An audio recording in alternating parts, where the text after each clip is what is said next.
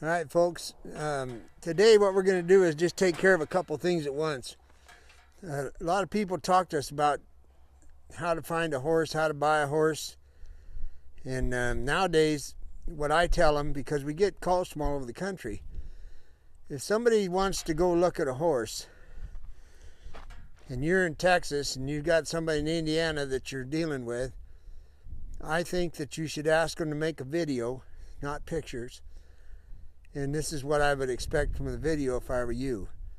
And also, my friend Brian in South Carolina, I'm going to show him the video of this horse for him and his wife. And this is how it works with us. This will be his first video of this horse. And he's looking for a family ranch horse, so I'm thinking this will fit. And what we do is what you're about to see. And then when I'm day working with ranch horses, especially, I'll show, roping cattle or trailing or whatever we're doing. But anyway, I'm going to just kind of talk through some of the things you need to know. So as you look in the corral here, there's a couple horses in the corral. And that's always a good sign, because it means that they can be with other horses. I always kind of like to see that. And if you got one horse by itself, you might ask the man, how come it's by itself? And there's a lot of people that are rich enough to have them individual, but we don't. And some people will show you the single horse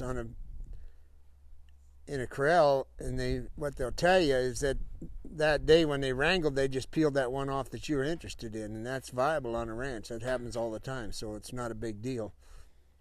But just kind of pay attention to what's going on. So now the first thing you want to do is have them go catch the horse.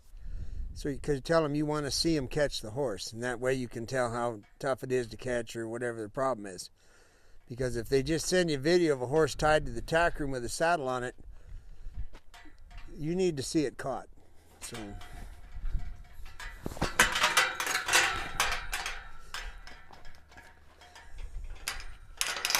these horses we get from Mexico, takes about 3 weeks for them to get on to what's going on.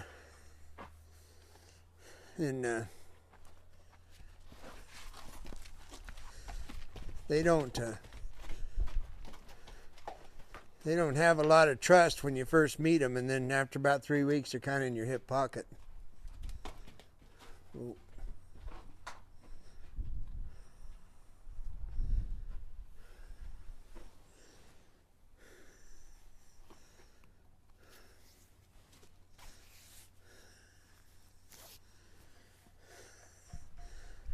So now you've actually seen a horse being caught.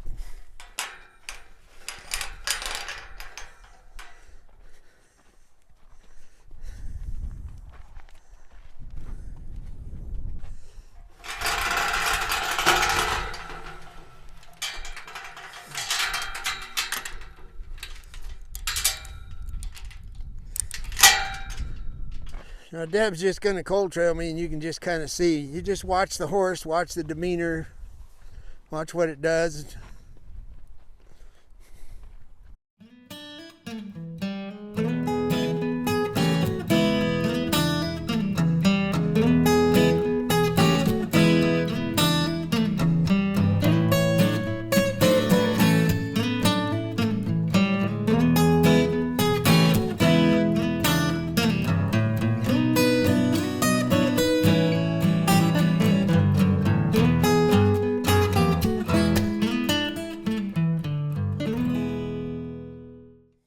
Now I'm just going to walk up and tie the horse, and that's something else you want to watch.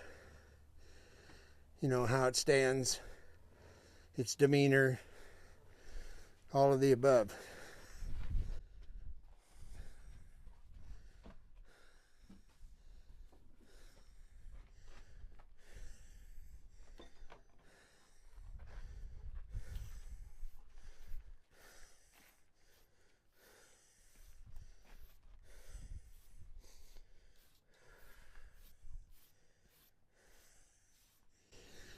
Since we're starting to kind of share with the public about these horses, is that when we get them out of Mexico, they come off basically, most of them off of ranches.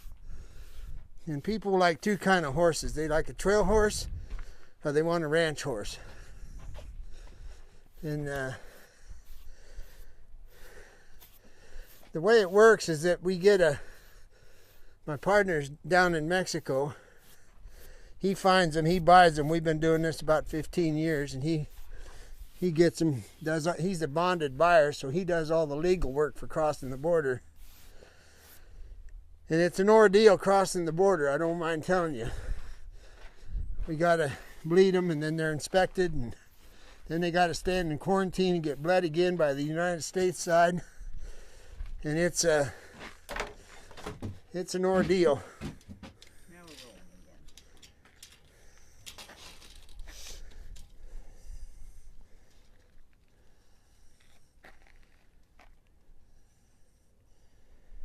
There you go. 57 inches.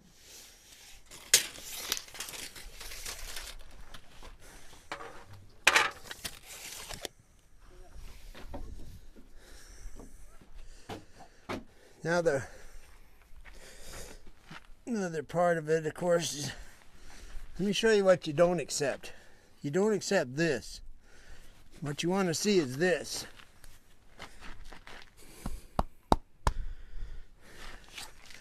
A horseshoer can't shoe a horse with his foot like that.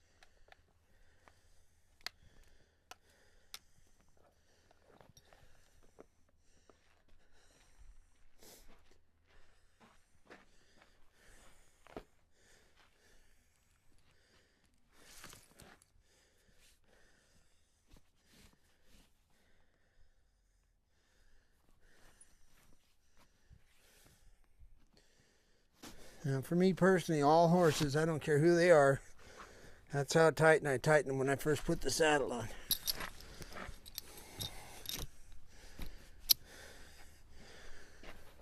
To me, it's just kind of the way it's done.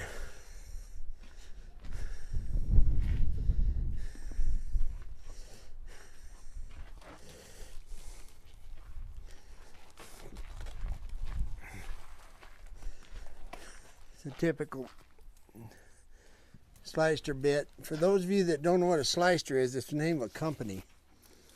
And it's just a Western bit. The reason I like them is because of the weight. That's why I ask people to get involved with them. And it's if you don't want to spend $400 or $500 on a silver bit, then this is what you get. So a leverage bit's a leverage bit, whether it's got silver on it or it's a Manel.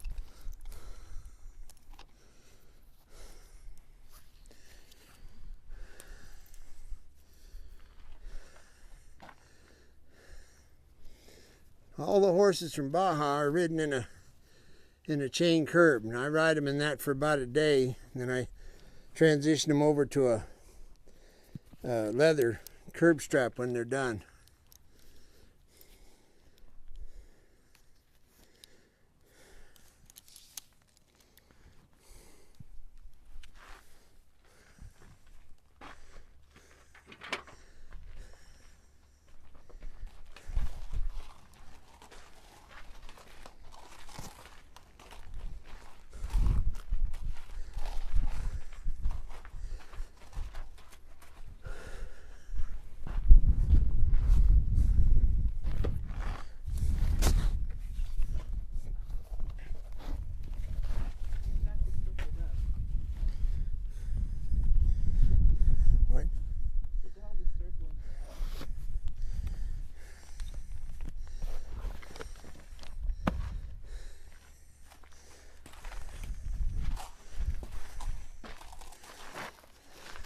Now, if you get lower than a horse's eye, to me it's kind of an interesting thing to check out on a horse. And you'll kind of see which way they put their body, or whether they care, or whatever.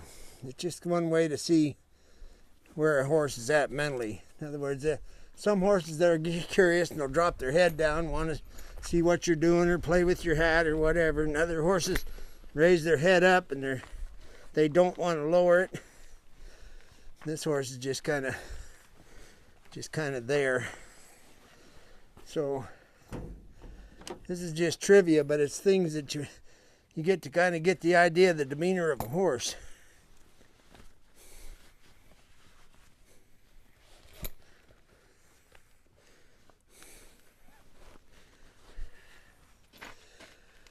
So he's ready to go.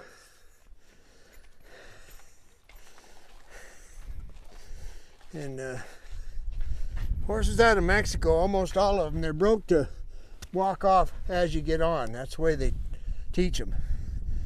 So I know that right off the bat. I have to teach them to be able to bump so they don't walk forward when I do get on. I bump, then I get on.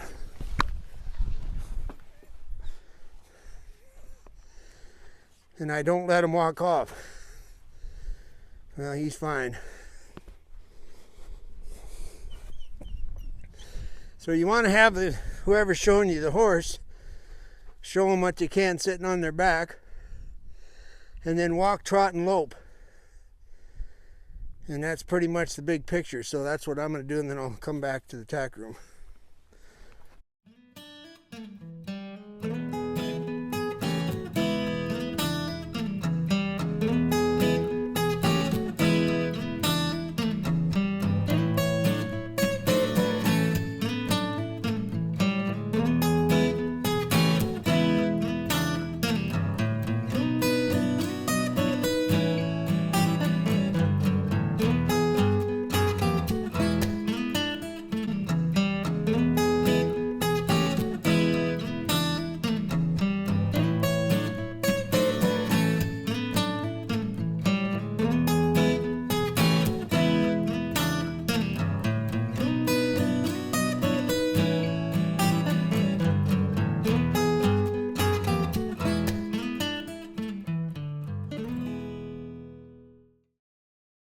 I like my horses to ride on a loose,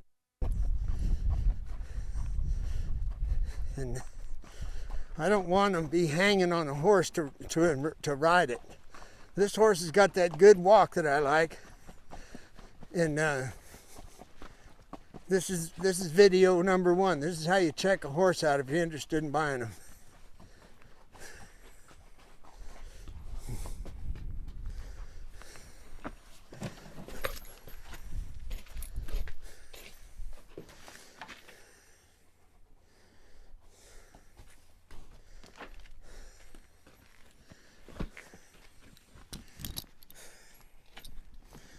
So there again, you know, a lot of people buy a horse by how pretty the mane and the tail is, and then, oh, by the way, what can it do?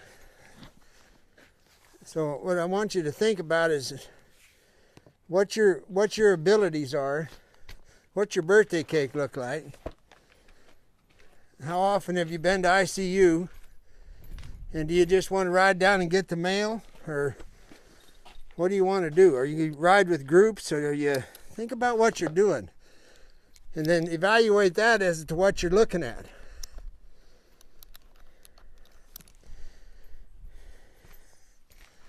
And what's happened since we've been visiting with people is a lot of people got a hold of us and said, I'm looking at this horse, would you give me your opinion? Well, my opinion isn't that big a deal. You're the one spending the money.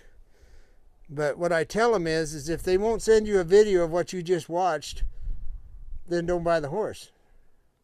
And especially if they won't ride it. Anyway, that's covering two bases. And Brian, this is for you and everybody else that's interested in, you know, on how to go about getting a horse. I just want to do a little close-up deal about. Now, I did want to tell you folks who are interested in grazing, which there seems to be quite a few, I joke about having no grass out here, but for you kids that are homeschooling, instead of playing games, look up the sigmoid curve is what it's called, and that's about the growth of grass. And what happens is out here and in the spring, wherever, when grass first comes up, it's 90% water. Okay, we call that washy grass, and that's what gives them the scours, spring grass. Goes right through them.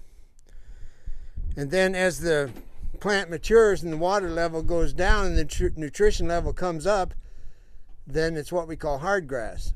But what it does is a sigmoid curve. The beginning is washy grass and the end is lignification or cellulose, or what we call dry grass. It's yellow. So that's a cycle. Now what you got to know where you live is what's your cycle. If you live in Montana, you know most of your cycle's white. Then after that you get green. But the beauty of the northern range is that the grass is really strong because of all the nitrogen put in with the snow. And in the southeast there's more grass, but there's also more water in it, and it's not as high in value. So there is a trade-off. So when you're talking about grass, you have to know exactly where you're talking about, what part of the United States, and that dictates the kind of feed that you're going to raise. And like in the southeast, they adjust their cattle to what kind of feed they got. Same with up north.